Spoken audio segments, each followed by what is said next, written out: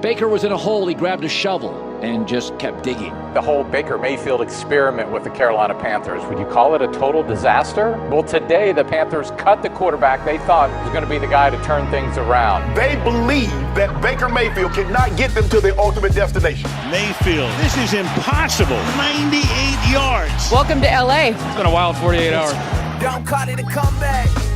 We got Baker Mayfield back today. Yeah, I heard about that, Shazier. The guy who got dumped by the Cleveland Browns and the Carolina Panthers over just a few months may now be proving his doubters wrong with the defending champion LA Rams. We also got the Lions on a huge comeback trail with another big win versus the Minnesota Vikings. And, you know, one of the cultural phenomenons of the big blue people, Avatar, is back. Are you pumped about that one, Shek? I don't know. Get back to me after I watch the first one. Oh, my gosh. You got to catch up. From Wondery, I'm Ryan Shazier. And I'm Dave Dameshek. And this is Don't Call It a Comeback. Don't call it a comeback. I've been waiting on this moment my whole life. Can't call it a comeback. Everybody to your feet, make arenas rise. Yeah, I'm saying from the left to right, we get it on tonight. We do it all, but we don't back down. Just give me one shot, one chance, I'ma take it. Fixing up the game, but these records I keep on breaking.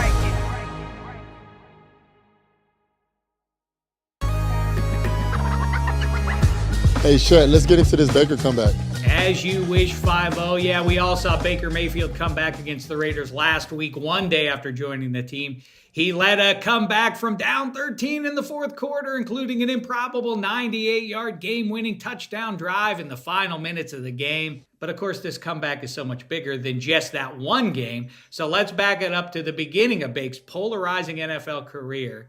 He already had doubters seconds after being drafted first overall just a few years ago. The Cleveland Browns select Baker Mayfield, quarterback, Oklahoma. I think you got to be careful. He's got to protect that 215-pound frame a little bit better, or he's not going to survive a full season. He certainly is the ultimate competitor. He thinks he's invincible. The NFL will bring you back to earth very quickly. To his credit, Baker quickly proved some critics wrong when he led the Browns to their best season in a decade and set a record for touchdown passes by a rookie. But even with all the success, his brash attitude stoked the ire of some media members. I personally liked it. I thought it was just the chip on the shoulder the sports town of Cleveland needed. How say you, Shazier? Hey, you can't have more commercials than touchdowns, bro. See, I mentioned the cynicism of some media members. But when Baker had a sophomore slump, those takes got even hotter. I love Baker Mayfield, but he is regressing. He's not seeing open receivers. What are you seeing that he's not doing right now? What's he doing wrong? What's he doing right, Greeny? Because I'm going to look at this. Here's a guy right now that is a one-read guy, and then he's going to improvise. Despite the critics, Baker was able to turn it around in the third year and lead the Browns to the playoffs for the first time since '02. But even then, the takes kept coming. The reality is that he has not been that good. He has to get better. He's gotten entirely too much shine. It has been undeserved. In 2021, it really did fall apart for Baker. He struggled with injuries nearly the entire season, and everyone, including the fans in Cleveland, turned on him. When they boo you, they're telling you you stink. You are terrible. This offseason, the Browns signed Deshaun Watson, a pretty clear signal they were done with Baker. Amid questions about his skill, his maturity, and leadership, the Browns sold the former #1 overall pick for pennies on the dollar, trading him away to Carolina. Baker lost in week 1 in a chance at revenge against the Browns, and by week 4, national media had given up on him all over again. Look at the body language of the players. They don't believe in this dude. They're not sold on him. So Baker lasted 13 whole weeks before the Panthers cut him loose. From last week, looking backwards, then, Baker's career could be summed up with one 4-letter word. At this point, Baker's career is a bust. Which gets us to last week. The Rams were the only team to place a claim for Baker on waivers, signing him Tuesday with a game on Thursday night. He will now potentially be playing for the Rams immediately at the quarterback position. That is what was being said. Who knows how quick he will be to take that LA Ram offense and be able to apply it on the field. Early in the first quarter, Baker got a shot to take over at QB, and he looked like a guy who had been signed less than 48 hours ago for 3 quarters. But then that final drive. Mayfield to the end zone to Jefferson. Is that possible? Touchdown. He still got it. And he still has it. The question is, can he do it for a team at some point over an 18-game regular season? But that's not the conversation to be had today. Shazier, Baker has always had it in him, but we haven't seen it consistently. Is this the beginning of a real Baker Mayfield comeback? When you're drafted number 1 overall, it's a lot of potential that people see in you, and it's a lot of hopes that people can see in you. So with him having the pedigree and going that high before, I can definitely see him making some type of comeback, but I don't know. We're going to have to find out. Well, one thing that has been true in his inconsistent career is he consistently loves trying to prove doubters wrong. So for more on the career revival of Baker Mayfield, how about we talk to Browns legend turned NFL broadcaster and occasional Baker critic, future Hall of Famer, Joe Thomas. All right, there he is. Hey, Joe Thomas. What's happening, Pally? What's up, guys? Thanks for having me on. Yeah, man, what's up, Joe, man? It's good to see you again on a podcast and not, blocking me on the field. So it's great to be with you guys today. Hey, so Joe, I want to talk to you a little bit about Baker. So, everybody's been talking a lot about how Baker, learned the Rams playbook in 2 days and they end up winning in a dramatic fashion in that Thursday night game. So how do you think he ended up doing in the game? And tell us a little bit about your thoughts of the whole situation. Yeah, I thought he played really well in the game, and that's just not even considering the circumstances of flying across the country and joining a team just a few days before, barely having enough time to figure out what the cadence is going down the field. And I thought the most amazing thing was in that last drive of the game, there was a story that came out that his center was trying to help him with some of the special cadences. Because as you know, Ryan, like when you're in 2-minute offense, like you have a lot of code words for the different cadences, whether it's get up and spike the ball or try to hurry up and get our second play called. And a lot of times those are things that are sort of day one install things, but if you haven't been there for any of the install, you don't know any of that stuff. And so it's pretty amazing that a player that just got there a few days ago, that doesn't even know the cadences to get your team down the field in 2 minutes, leads his team on, I think it was the longest touchdown game-winning drive in under 2 minutes with no timeouts in like 50 some years. Wow. And to think about all the 2-minute drives that the NFL has had in that span of time, and for Baker to be able to do that on just being with the team a couple days is pretty incredible. And it's a testament to not only the hard work and the preparation he's had that week, but the number of things that he was able to learn by going through so many different offenses already in his short NFL career. Joe, don't you think that, listen, that draft class that he led is always going to be looked back at and what teams should have done in a draft class that included Lamar Jackson and Josh Allen. But there's something intrinsic about Bake that he seems to thrive more when he has doubters and a chip on his shoulder and whatever other cliches you want to apply here. Why is that? I think that's just his personality. That's coming from his background. He was a guy that, had to walk on at Oklahoma and earn a scholarship. He was a lot of times said to be not tall enough to be a quarterback. Then he goes on and wins the Heisman. Then there was a lot of question marks on his ability to use his physical skill set. Not fast enough, not tall enough, not a big enough arm. Would it be able to translate to the NFL game? Then he gets picked number 1 overall. And then the questions are, hey, should he have been the number 1 overall pick?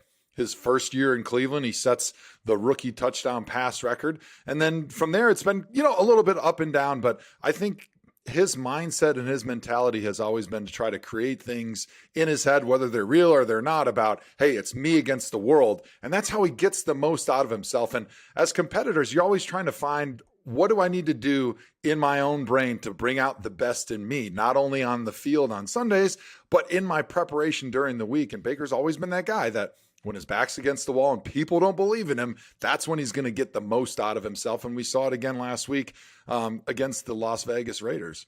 Here, Joe, you should have said there, if we can amend this, we can go back, we can erase those last 90 seconds. What you should say is, how Popeye needed his spinach? We infuse him with some Mission Barbecue at a critical moment during the prep week, and that's when he soars truly, right? Absolutely. It's that Carolina mustard that he's getting down there at the Mission Barbecue. He's able to use that as fuel, and that's what's leading him down the field in those last 2 minutes in the game. And for sure, when you get Mission Barbecue in you, that's a touchdown winning drive.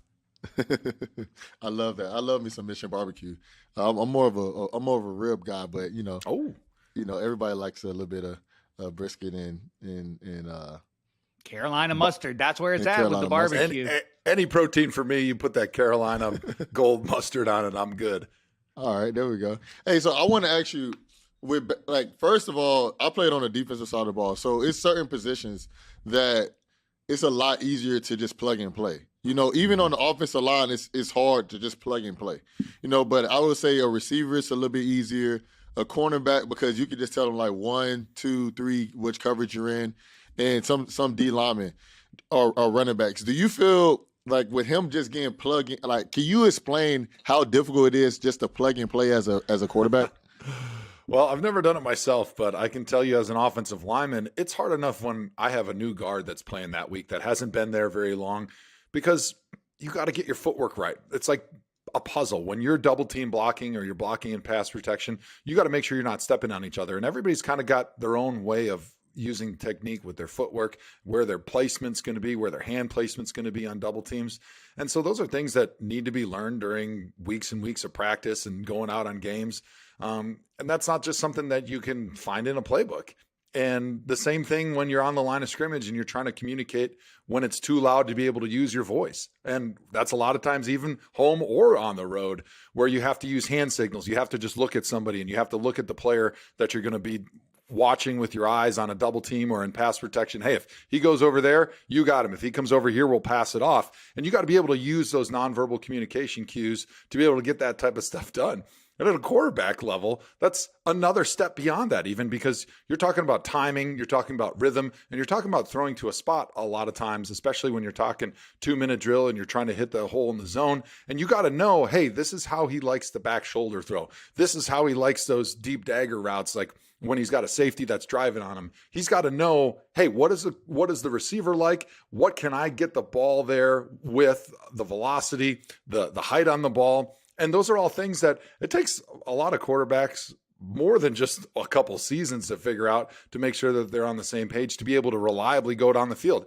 Any quarterback can go in and hit a couple passes, but to be able to put together a big drive, that's what it takes experience to be able to go and do those type of things, because it's hard in the NFL to put play after play, to put 10, 12 plays together to get down the field. I mean, just look at Deshaun Watson in his first 2 games in Cleveland. His first game, now he was rusty because he hadn't played, but he also wasn't on the same page with his receivers because he didn't know how they liked things. He didn't know how they were going to see the defense and if it was going to be the same way he was, if they're running an option route. Like, he needs to be able to get on the same page with those guys. And that's something that almost the only way you can do that is with experience. You can't do that on a phone call. You can't do that looking in a playbook.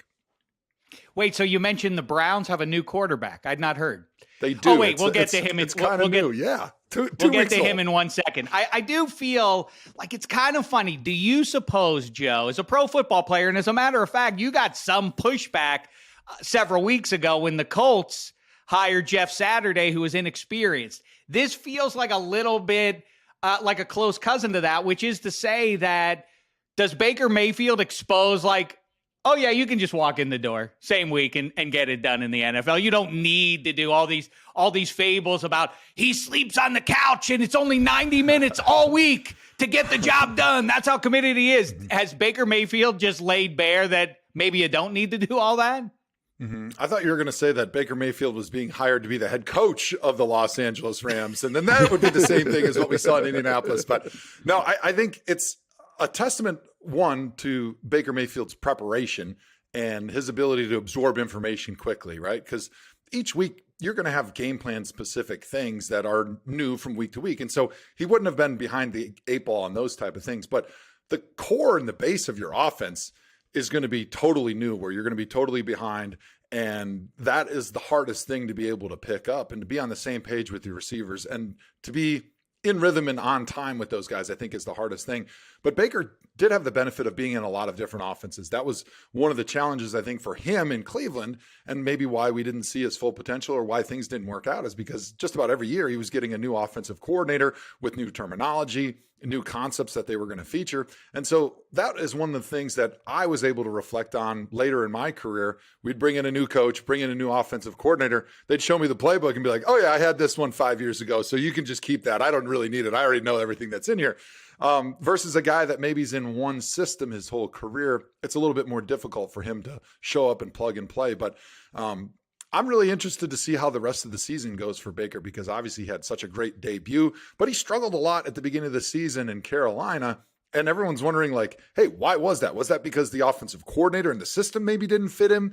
Or was that because maybe there was some other issues that will kind of bubble up a little bit as Baker kind of gets more games under his belt in LA with the Rams?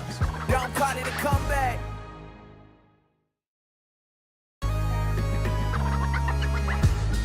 So with Baker comeback on Thursday Night Football, like, why do you feel like that's so dramatic on his overall NFL story? You know, because like he's been counted out so many times with him being the number one overall pick. You don't normally have number one overall picks being counted out like Baker. So like, why do you feel like that story is so dramatic for his overall NFL story? Well, I think it's just everything that goes into the Baker Mayfield story, from being a walk-on to being not tall enough by a lot of people's standards to winning the Heisman Trophy, but also the bravado that he carries himself with a lot of times, the roller coaster of emotions that he is on and off the field at times. He's got an enormously passionate fan base, but then he's got an equally enormous passionate group of people that cheer against him, right? Because he's just that polarizing figure, because he has that personality, that persona that he allows to come out that we just don't normally see with quarterbacks in the NFL. They're usually much more reserved. They're not willing to put themselves out there. They're not willing to shave a mustache in a post-game press conference and show up with a jacket looking like they've been sitting outside in the rain for the last 5 days. But I think that's why he's endeared himself to a lot of fans, especially if you're fans of Oklahoma, or if you're fans, a lot of fans in Cleveland still, and a lot of his teammates, right? Because he feels like he's a real person and you're getting the real and raw emotions without a filter every single time you see him. You know, our mutual pal, Daniel Jeremiah, on draft day said, Sam Darnold might be the more talented guy. I mean, nobody saw Lamar Jackson and Josh Allen coming on the level that they have arrived at. But he said, you know, Bake's personality is maybe ideal for that town. Obviously, for all of your great individual deeds, you didn't, you'd never played in the Super Bowl or anything as a Cleveland Brown. Is that about right? Was that a good fit? In retrospect, obviously, the way it ended indicates otherwise. That's right. I didn't play in any Super Bowls either. But I think Daniel Jeremiah was onto something, because Cleveland, it's a blue collar town, loyal, passionate fans, very real, very raw. And that's exactly who Baker is. And so I think as a professional athlete, you endear yourself to your fan base by them being able to identify with you, being the underdog story. You know, in Cleveland, they've had a lot of lack of success here in the last 20 years since they've come back. And I think there's definitely an underdog mentality, not only within the fan base, but within the city of Cleveland, with the tough times that the city has gone through in the last, century almost. And the folks in Cleveland really identified a lot with Baker, and they would have loved the story of Baker Mayfield taking this team, this once proud franchise, and bringing it back to glory for sure. Hey, so, a lot of people, especially in Pittsburgh, and a lot of people across the nation, we seen Baker in a lot of commercials, like a lot of commercials when he was playing. With him playing like this, and if he continues to play like this, do you think it's a possibility that he can make a case for being the Rams' future quarterback, or possibly coming back into TV commercials and things like that? I think there's a chance that he's in more TV commercials before he's the Rams quarterback, because Matthew Stafford's their guy. But you don't really know what the injury situation with Matthew is. And I think that's got to be really concerning if you're a Rams fan, because here's this guy that you spent a lot of resources to bring there. He wins you a Super Bowl. And then, all of a sudden, it seems like the whole year, even from in training camp, we didn't really know if he's going to be healthy, and then he gets banged up and misses a good portion of the season.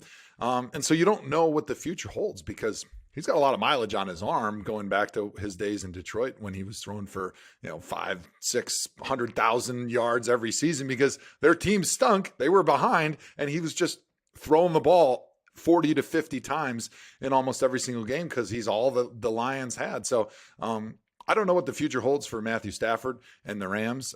Certainly, I'm guaranteeing that Baker hopes that he can, finish this season really strong, maybe make a case for at least being the backup next season when Matthew Stafford is healthy. And then who knows what happens into the future with Matthew Stafford. But I think no matter what happens, as long as Baker's in the NFL, he's going to be a story because of the polarizing nature of him, his brand, and because he still has a ton of fans in Cleveland. He's got certainly probably still a ton of people that really love him in Carolina. And he's already got a lot of fans in LA with the Rams. And I think it's because as fans, and now I'm a fan, I'm not a player anymore, we identify with people on the field doing things that we feel like maybe we could do, right? When I watch LeBron play basketball, I don't identify with him because I could never do half of the athletic things that he could do.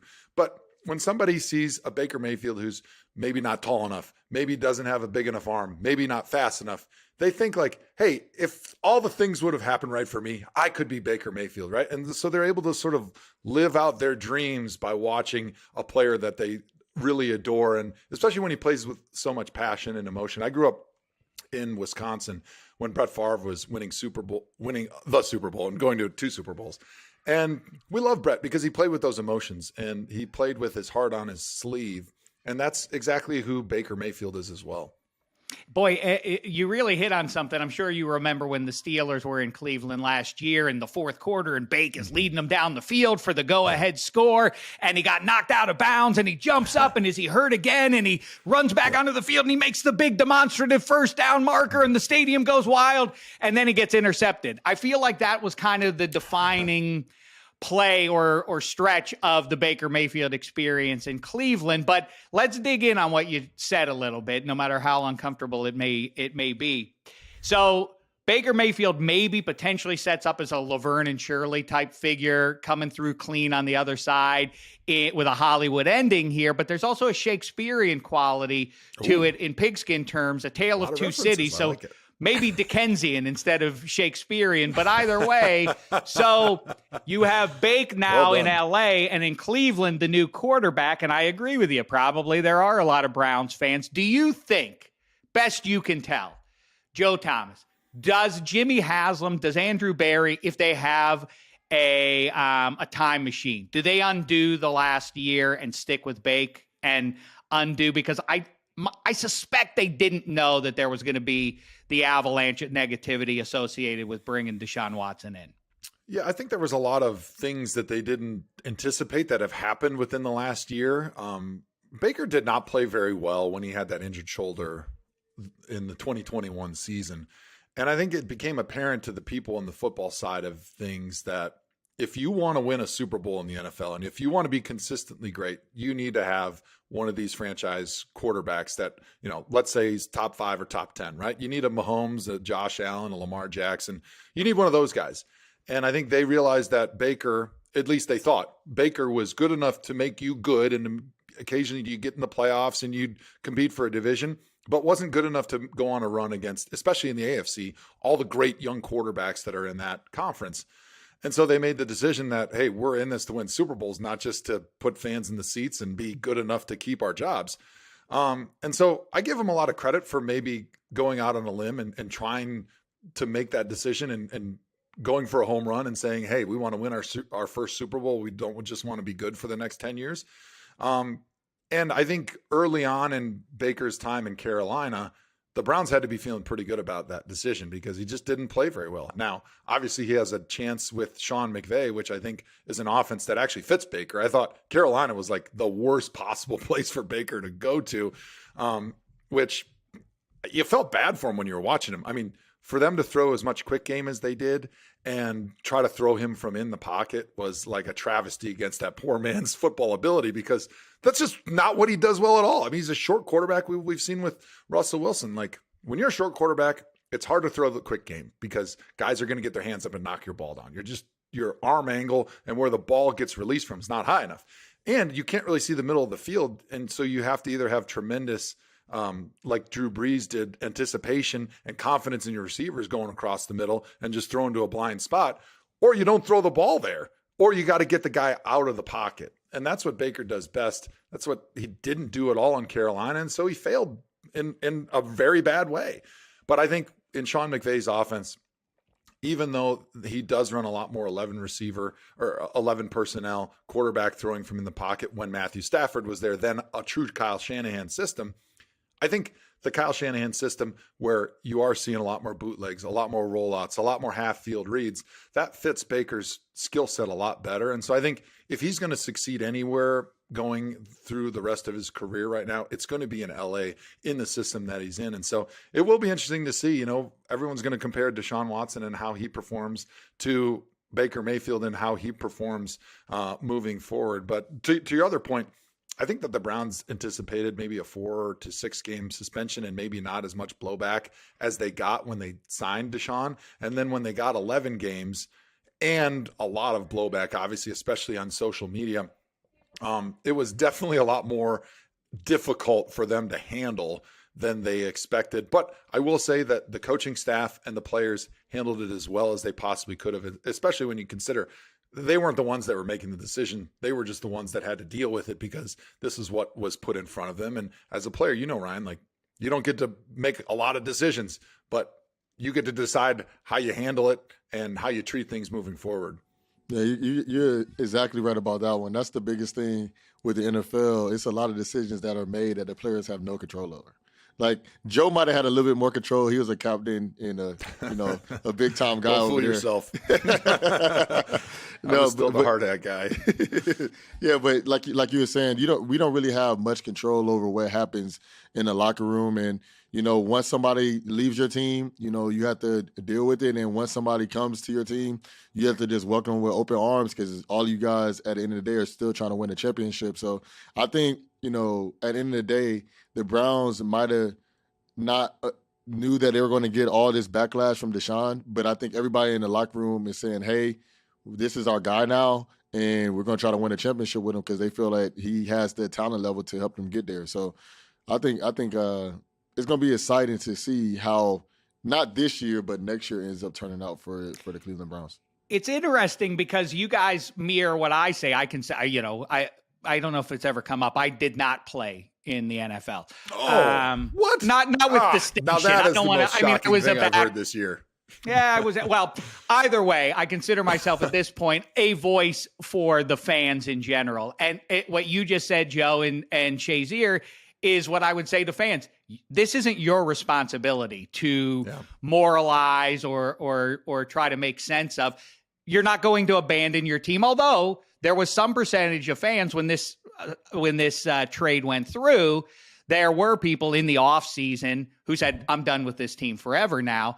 I feel like maybe some people are coming back. What would be your counsel, Joe, and for that matter, 5-0, to those fans to try and reconcile? Like, I don't love this guy. I don't love what I've heard about this guy off the field, but he is my quarterback. How do you come back to a team that maybe you don't agree with a specific moral decision that they made, or personnel decision, if those two things conflate with each other?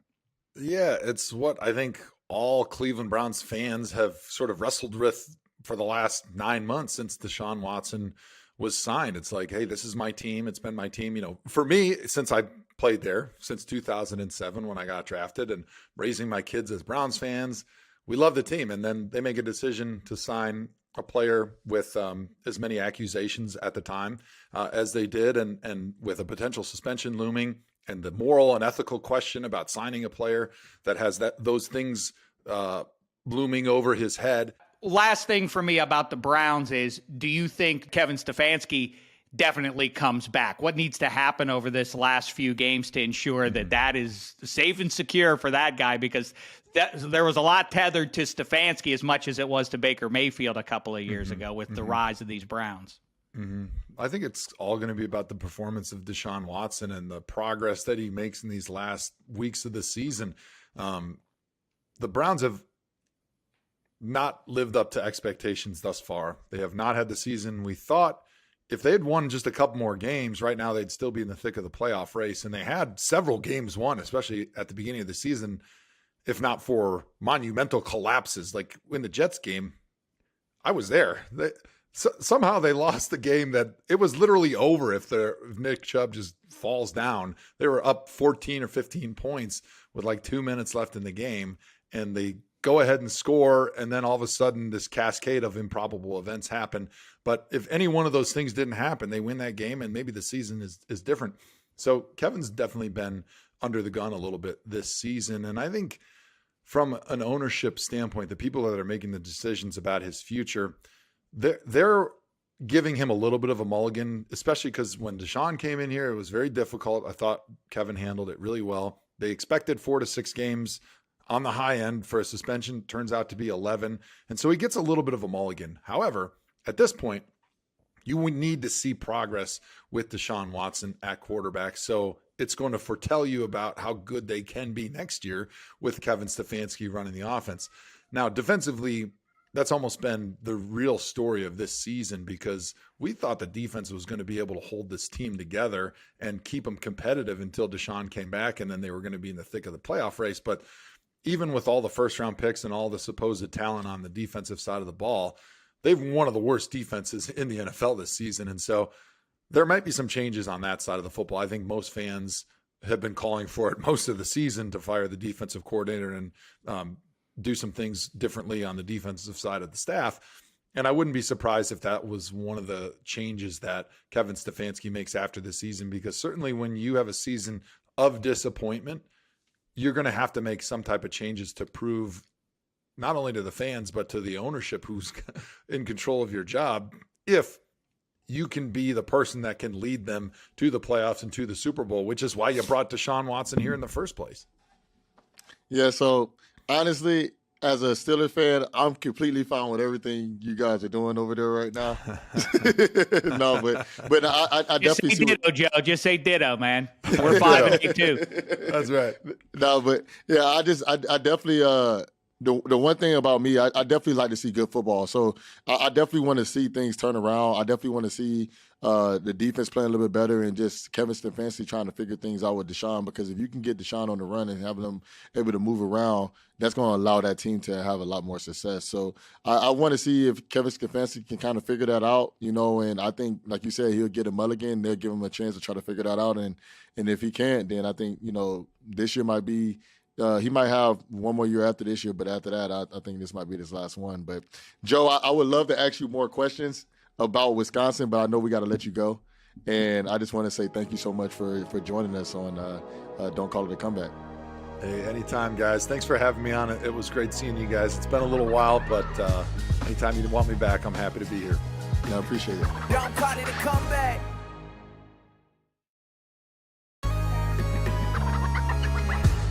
All right, Shazier, it's time for other comeback stories in the news we need to give a look to. This is the check down. Ooh, your backyard, my homeland, Pittsburgh, PA. Penguins legend Chris Letang pulled off a remarkable comeback of his own last week. After suffering a stroke, it took the defender only 10 days to come back to practice. That's the second one in his young life. Shazier, I know we think of football players as gladiators, but are hockey players, in fact, the toughest athletes? Man, that's a tough question, because hockey is a very physical sport. You got guys skating at 20-plus miles an hour, crashing into each other, and it's a very skillful sport. So, me personally, I don't know if they're the toughest guys out there when it comes to playing a sport, but I would say that they're very underrated when it comes to one of the most skillful sports. That's a very skillful sport. Chris Letang is a phenomenal guy, phenomenal player, and just to come back 10 days later from a stroke is incredible. So I can't say that hockey are the toughest guys. If I had to use a sport, I would definitely have to go with MMA fighters or rugby. I would feel like those are pretty tough sports. And then football will probably be my third. But hockey's right up there. But I think when it comes to toughness and skill, I think that hockey might be the number one. Is toughness and skill together. But when it comes to just strictly toughness, I'm gonna have to convert to another sport. Well, you already just said it, 5-0. Let's see those MMA guys do it while they're wearing skates on ice.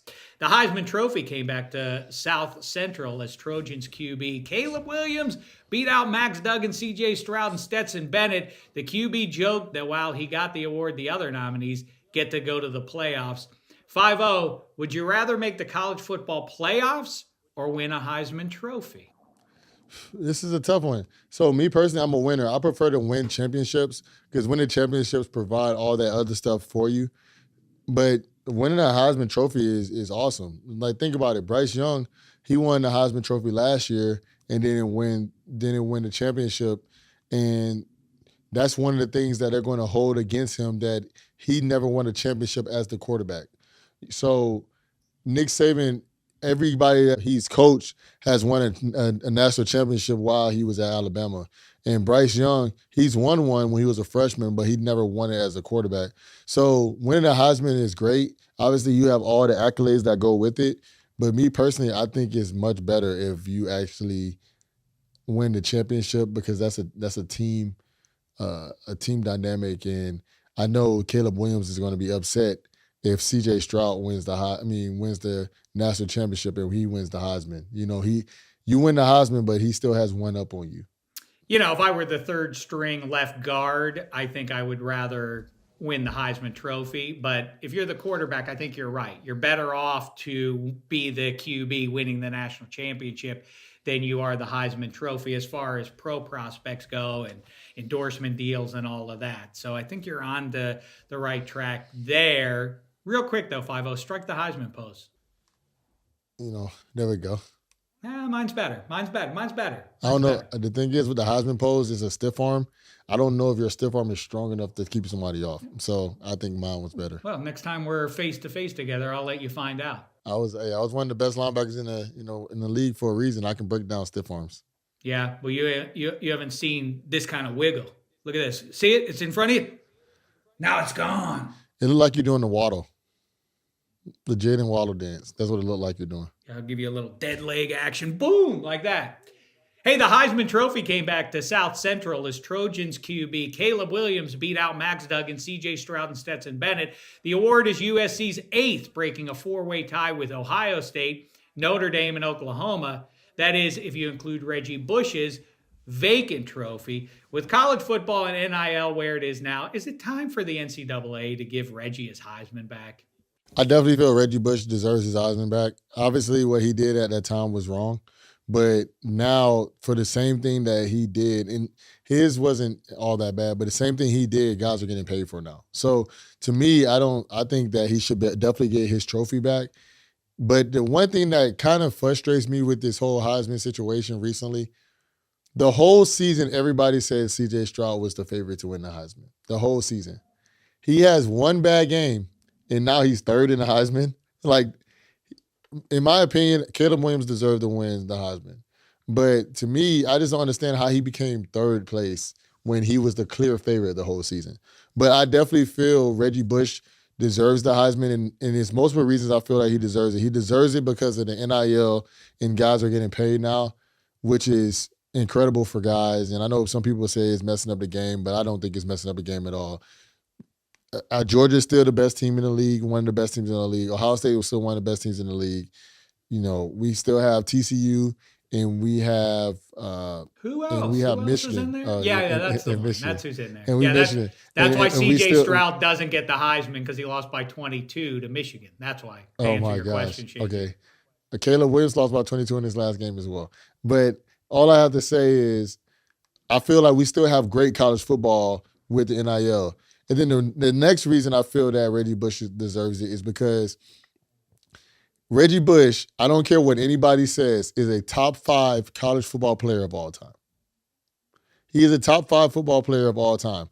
When you go back and watch him, obviously Archie Griffin probably has to go number 1, Tim Tebow 2, Cam Newton 3. If you're just going to just throw all the quarterbacks in there. But if you don't throw the quarterbacks in there, he's probably top 2 if you don't throw quarterbacks in there. He's so phenomenal.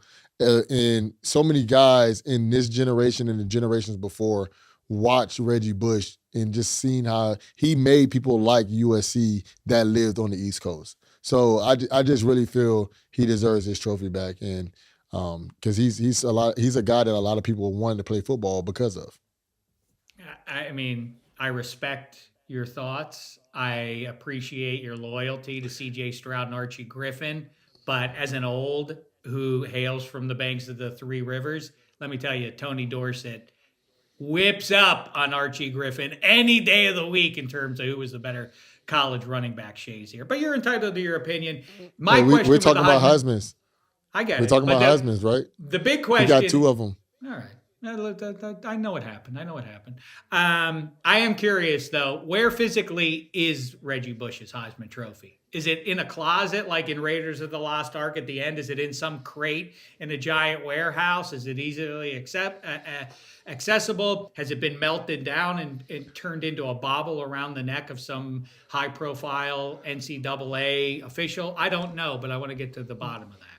The 6-7 Detroit Lions have come back from the brink to stay alive in the playoff hunt. Listen, I'll admit it. When I'm wrong, I say I'm wrong, and I was wrong about these Lions. They've won 5 of their last 6, including a 34-23 win over the division-leading Vikes. Shazier, is this Lions midseason comeback for real?